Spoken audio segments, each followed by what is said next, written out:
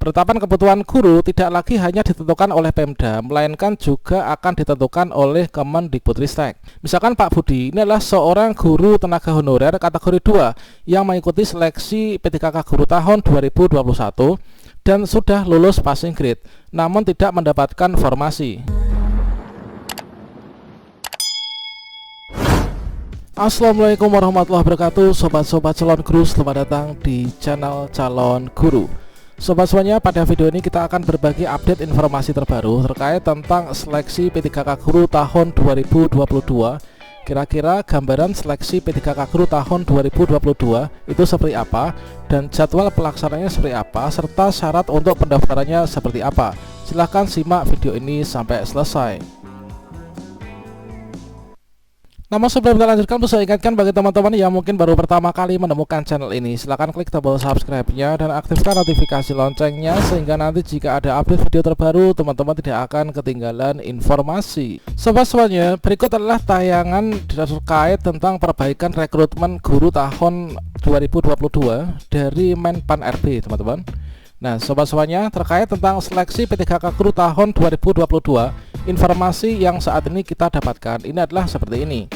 Yang pertama, terkait tentang rencana kebutuhan P3K, ini Pemda di tahun 2022.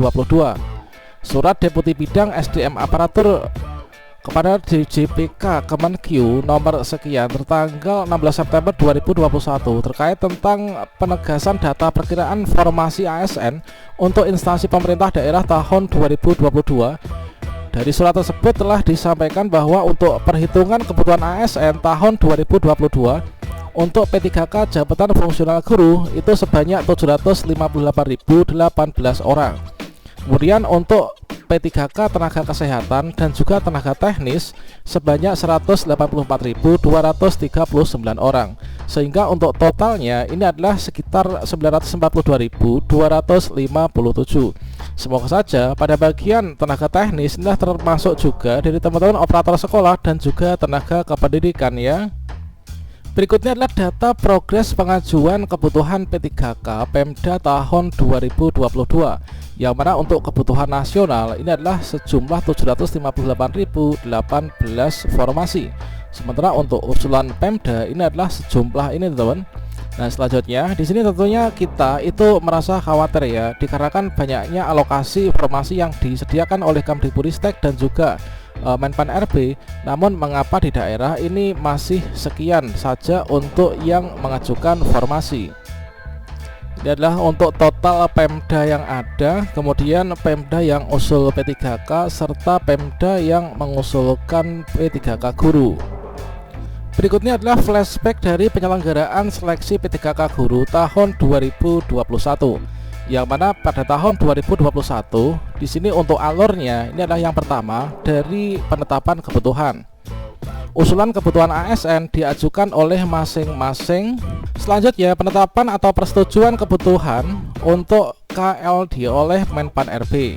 Selanjutnya proses seleksi CASN, ini adalah dalam hal pemenuhan kebutuhan CASN melamar ke formasi yang telah ditetapkan. Misalkan saja di sini Pak Budi melamar menjadi guru yang dibuka lowongan atau formasinya. Pada rekrutmen P3K Guru tahun 2021 di sini untuk formasi yang diusulkan oleh Pemda itu jauh di bawah kebutuhan guru secara nasional. Yang mana untuk kebutuhan di tahun 2021 saja sebanyak 1 juta lebih, teman-teman. Selanjutnya untuk usulan Pemda tahun 2021 ini sebanyak 506.252. Selanjutnya yang sudah berhasil lulus menjadi P3K Guru yang saat ini sedang menantikan untuk mendapatkan SK P3K Guru baik tahap 1 maupun tahap 2 ini adalah sekitar 293.860. Nah, dari sini lowongan guru di daerah 3T ini kurang diminati.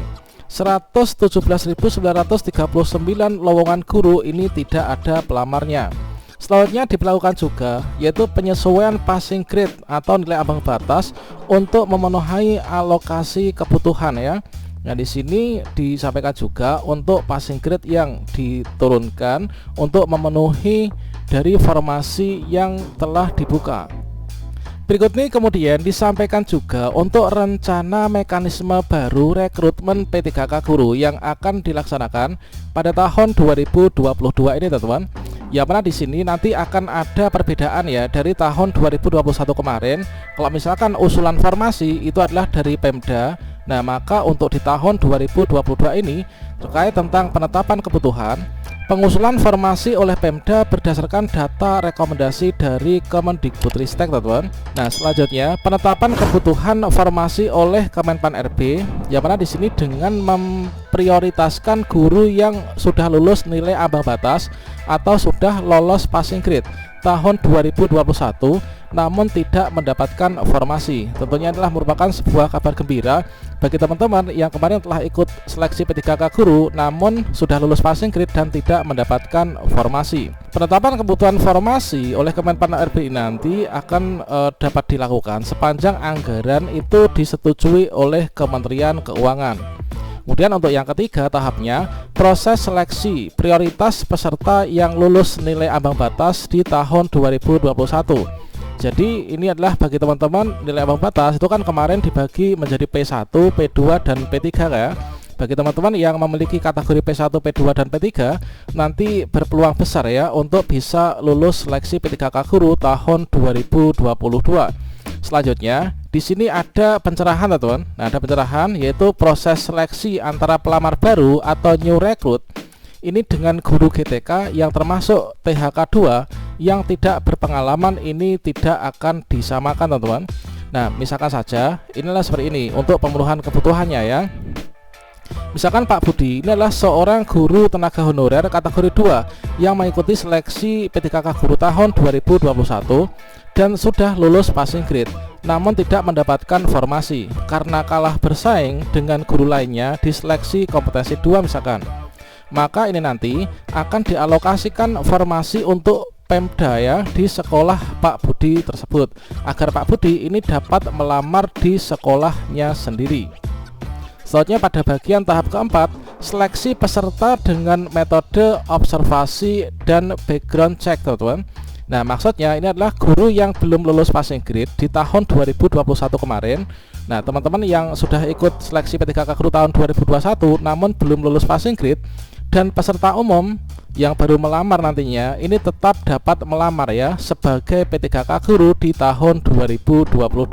Berikut adalah breakthrough rekrutmen guru di tahun 2022 yang disampaikan bahwa ini adalah merupakan terobosan baru di tahun 2022. Mulai dari penetapan kebutuhan. Penetapan kebutuhan guru tidak lagi hanya ditentukan oleh Pemda, melainkan juga akan ditentukan oleh Kemendikbudristek. Kemudian terkait tentang proses rekrutmen GTT dengan new recruit itu nanti akan dibedakan. Kemudian terkait tentang penempatan, lulusan terbaik ditempatkan di daerah yang prioritas.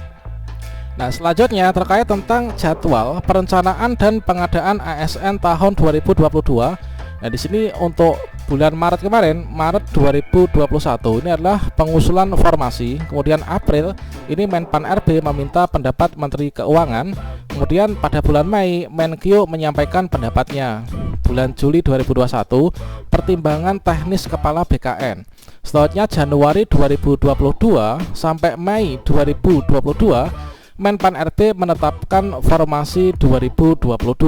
Sehingga di sini dapat disimpulkan draft rekrutmen P3K bidang pendidikan tahun anggaran 2022 oleh Asisten Deputi Perancangan Jabatan Perencanaan dan Pengadaan SDM Aparatur.